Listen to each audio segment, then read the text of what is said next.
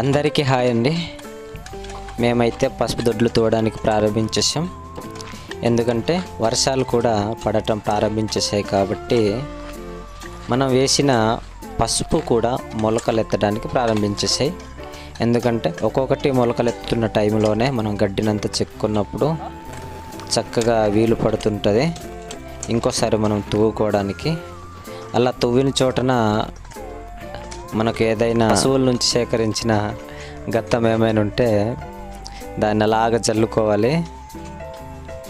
అప్పుడే పసుపు కూడా బాగా దిగే అవకాశం ఉంటుంది.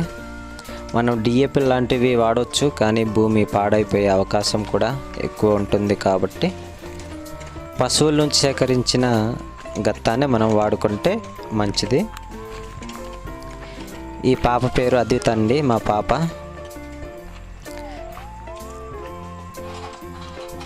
మా వీడియోస్ మీకు ఏమైనా నచ్చితే లైక్ చేయండి, సబ్స్క్రైబ్ చేయడం కూడా మర్చిపోవద్దు.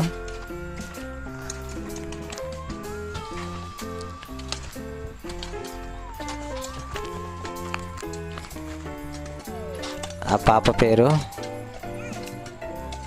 రాణి అండి, మా చెల్లి. యువతల మా తమ్ముళ్ళు, అవతల చివరన మా బాబాయ్ తూతూ ఉన్నారు.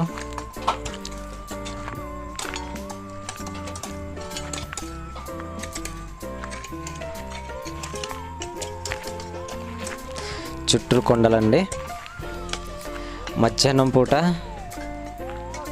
తువ్వడానికి చాలా ఇబ్బందిగా ఉందని 2 గంటలు చేసి తువ్వడానికి అయితే వచ్చాము. ఎందుకంటే ఎండలు విపరీతంగా ఉన్నాయి, అందుకని టైం చేసి రావడం జరిగింది.